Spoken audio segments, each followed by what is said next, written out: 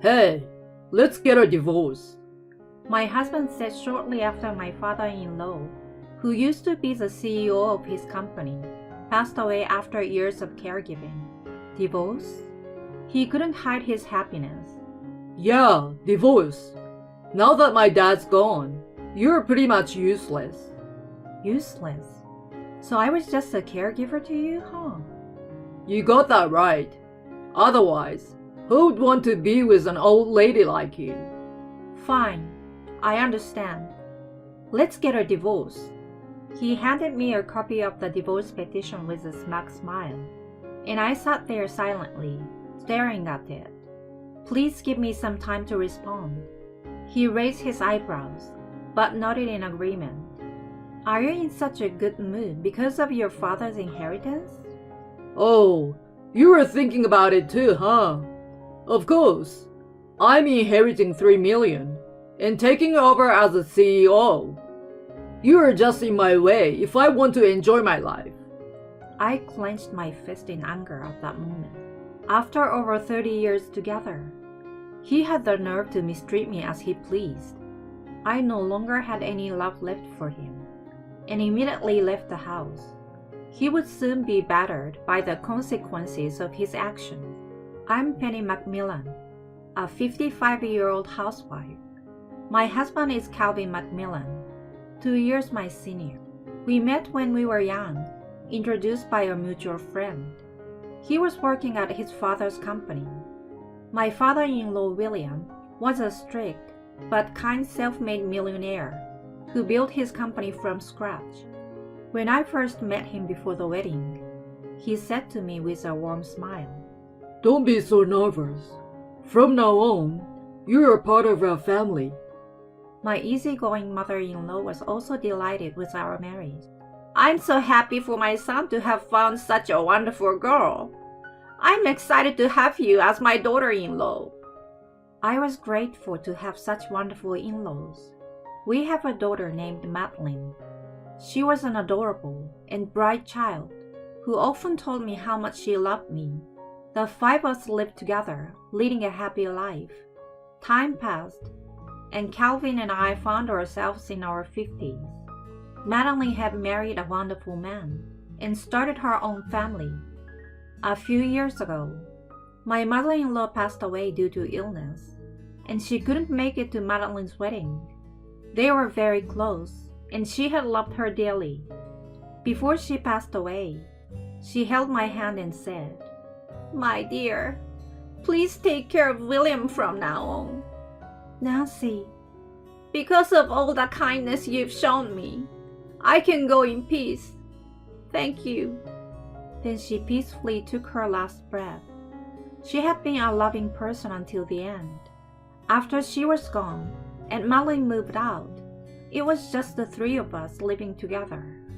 My in-laws had been a loving couple, so William seemed down for a while after her passing. I tried to do my best to cheer him up and take him out of the house. On the other hand, Calvin was completely hands-off during that time. He threw everything in regard to household to me and didn't even help his own father in any way. He had never been involved in Madeline's upbringing either. He was either out for work, drinking with his colleagues, or playing golf. I believe my in-laws were also disappointed in him. Given our long marriage, I understood his tendency to avoid responsibilities, so I didn't have high expectations. After Madeline moved out, I was thinking of finding some hobbies for myself. Then William collapsed at his workplace, suffering a severe stroke. He was in critical condition, but thankfully he survived. However, he was left paralyzed, almost completely bedridden. Calvin, honey, what are we going to do now? I asked him on the way back from visiting William at the hospital. What do you mean? Obviously, you will be taking care of him at home. What? But I don't have any knowledge about caregiving, and I don't feel confident. Then learn it quickly. You're going to take good care of him. I could only nod in response.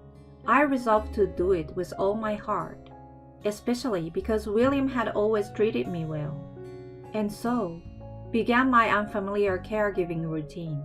I tried to do everything I could, but tasks like bathing were challenging. When I turned to Calvin for help, he said, "How would I know? Don't rely on me. Figure it out yourself." Frustrated, I turned to Madeline for advice.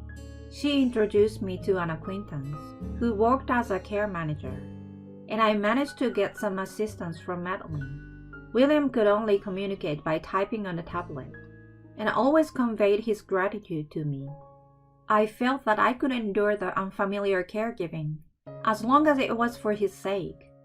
While I worked tirelessly, Calvin seemed to be out having fun. He was always absent, claimed to work overtime on weekdays, and working on weekends, never showing his face to William. Unable to bear this situation any longer, I spoke to him frankly. "Honey, can't you help with taking care of your dad?" "Geez, why should I?" He furrowed his brows. "Because you guys are family. You're his only son, you know. How about holding his hand and talking to him once in a while?" He laughed it off. "What's the point? It's useless." Useless? Yeah, he can't even move or talk freely, which means he's worthless. You don't have to put so much effort into caregiving. It's not like we want him to live longer. Do you even know what you're saying? Of course I do. I'm tired, so don't bother me anymore. He stormed off to the bedroom in such a rough manner. I could smell a strange scent of perfume on him. After that, he became even colder toward me. One day, I had prepared dinner for him, but when he returned home and saw it, he dismissed it with a glance. What's with this disgusting looking food? I made your favorite. Your food is tasteless. I'm not gonna eat it. Then, he grabbed the plate and dumped its contents into the trash. What on earth? Don't prepare dinner for me anymore. I'm tired of looking at your unpleasant face. I watched his back in shock as he walked away. Since William collapsed, not only had he not helped with caregiving, but his attitude had been getting worse. I started having some doubts. On another day, he complained that I didn't clean the house properly, even though I did as usual. He nitpicked and criticized me for a single hair on the floor. I held back tears and endured his sarcasm. Eventually, the bell rang from William's room. Wiping away my tears, I went to his room where he communicated with me through writing. I'm so sorry for the way he's treating you. As I tried to reassure him, he took his time to communicate something to me. I was stunned by the contents, but agreed to help him. Within a few months, he had a relapse of his brain hemorrhage and quietly passed away. I rushed to the hospital with Madeline, and we cried together. Even at that moment, Calvin didn't show up. After William's funeral, he called me to the living room. When I came in, he was lounging on the couch with a smirk on his face. What do you want to talk about? Without saying a word, he showed me a copy of divorce petition with a grin. Penny, let's get a divorce. Divorce? He replied with an expression that couldn't hide his happiness. Yeah, now that my dad's gone, you're pretty much useless. Useless? So I was just a caregiver to you? You got that right. Who'd want to be with an old lady like you? Fine, I understand. Let's get a divorce. You're pretty agreeable. That's a relief. He handed me the copy with a smug smile, and I sat there silently, staring at it. Please give me some time to respond. He raised his eyebrows, but nodded in agreement. Are you in such a good mood? Because of your father's inheritance? Oh, you were thinking about it too, huh? Damn right. A few months ago, I checked his bank account and saw $3 million in there. On top of that, I'm taking over as a CEO. You're just in my way if I want to enjoy my life. I clenched my fist in anger at that moment. After over 30 years together, he had the nerve to mistreat me as he pleased. I no longer had any love left for him. I wanted to let my anger loose and speak out, but I held myself back and remained calm. Well, good for you. As for the property division, I will contact you through a lawyer. What property division? I'm not giving you anything. I have the right to receive half of the $20,000 in our shared savings. We can fight it out with lawyers if you want, but you won't stand a chance. You got some unnecessary wisdom, you know. Whatever. I have $3 million in the company.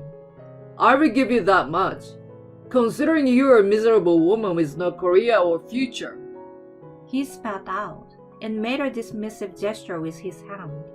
I got up and packed my belongings, and then left the house where I had lived for over 30 years.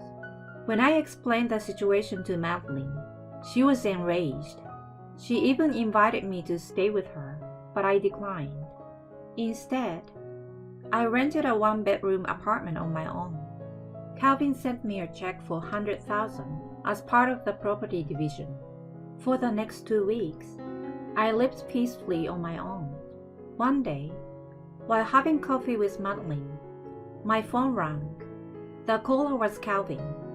Hello, what is it? You! Where the heck are you? You better come over right now. We need to talk. He shouted so loudly that I thought it might break the phone. When I signaled to Madeline, she nodded. Okay, I will come over with Madeline now. And so, we headed to the house we used to live in. When we got there, he was standing with his arms crossed in the living room. What's the matter, calling me over out of the blue? You said I was useless and didn't need me anymore. I calmly told him, to which he shouted back. What do you think you're doing? Demanding alimony from me? He thrust some documents at me, which had been sent by my lawyer. It's all written right there. I'm just claiming alimony for your infidelity. In fact, I had hired someone to investigate him a little before William passed away. The result was damning. There were plenty of photos of him entering hotels with women younger than Madeline. I never cheated on you. I already have the evidence. Besides, I've heard you've been telling people that you ditched the old wife and replaced me with a young and cute one. You apparently boasted how lucky you were, right? He choked, his face turning bright red as he struggled with his words. I maintained a smile and continued. An alimony of $30,000 for your infidelity should be raised for someone like you, who receives $3 million in the company. Pay it up without complaint. Then you go ahead and have a good time with your young bride after that. Well... As his face grew paler, Madeline couldn't hold back her laughter any longer. Madeline, how dare you laugh at your father? Oh, please, I don't consider you my father anymore. But seriously, tell us about the inheritance. You did get $3 million, right? He mumbled something unintelligible. Huh? I can't hear you. My question caused him to turn beet red. It was gone. For some reason, there was hardly any money left. He yelled desperately. I had to hold back my laughter. Of course it was gone. Huh? He looked puzzled, and I continued. Before William passed away, he decided to give both me and Madeline some, and the remaining money was donated. What the heck? At the time when I was in tears from being criticized by Calvin, he informed me about this matter. Penny, I've long given up on Calvin. Leaving him an inheritance would only lead to trouble. But I want to ensure that you and Madeline are taken care of. Please accept it as a gift from me. already knowing about Calvin's infidelity by that time. I graciously accepted the offer. Madeline did the same, and I received $1 million, while she got $50,000. After completing all the procedures, he donated the remaining to various charities. I assisted with that as well, but Calvin knew nothing about it. Charities? And you guys receive a fortune. Calvin was white as a ghost. Yes, we accept it as a gesture of your father's kindness.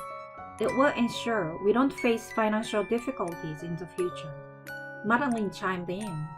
After all, Mom supported the household until the end and took care of Grandpa's caregiving. It's only natural, right? He started trembling nervously. What's wrong? It's nothing even if you didn't receive $3 million. You inherited the company, didn't you? I didn't. Oh my. It had already been transferred to one of the shareholders. Not only that, I got fired. They said something about my attitude toward work. I had to suppress a laugh. Oh, right. I heard that from the employees. You were strutting around, boasting that you were the next CEO, but you hardly did any work and just harassed your colleagues. Such a person is naturally let go under the new management. You really are terrible. I despise you. He began to tear up and pitifully confessed in a trembling voice. My girlfriend left me as soon as she found out I had no money. Madeline casually remarked. Well, it seems there's nothing appealing about you except money. If you don't have that, you're just useless. Jeez, you're so cold to your own father. He started pleading with me as the tears rolled down on his face. Penny, I'm really sorry. It's all my fault. Forget about alimony and please come back to me. Madeline, you too. Let's start over as a family of 3. I coldly replied to such a proposition. Not in a million years. You and I are done. Facing the despondent Calvin, I told him, you're no longer of any use to us. Just pay the alimony and never show your face in front of us again. But, without paying him any more attention, we briskly walked away. I soon received the alimony from him. According to information from someone close to him, he had almost entirely squandered the remaining $100,000 from the property division on his affair, and had even accumulated debt. Chased by debt collectors, he finally managed to sell off the only property he had inherited, our former family home, to gather enough money. Left with an empty bank account, he lost his family, his home, and his job all at once. Now, he's barely getting by in a rundown apartment, making ends meet with daily labor jobs. Even after hearing his plight, I feel no sympathy for him. Madeline also has no intention of getting involved anymore. As for me, I'm leading a comfortable life. Recently, I received the joyous news of Madeline's pregnancy. She and her husband proposed building a new house to live together, and I decided to chip into the project. Currently, the construction is underway. I look forward to cherishing my grandchild and living happily ever after with them.